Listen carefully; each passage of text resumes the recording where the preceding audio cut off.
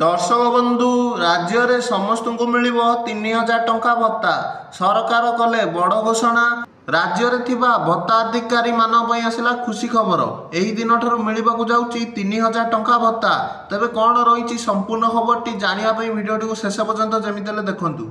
तो देखंतु आपण मान तो सब जानिथिबे जे सरकार एबे किछि दिन तळे घोषणा करथिले जे राज्य रे जो मानकर बयस 80 वर्ष उपरे एवं जो भिन्नक्षम मानकर अक्षमता 80% उपरे से मानको राज्य सरकार मासकू 3500 टंका भत्ता देबे।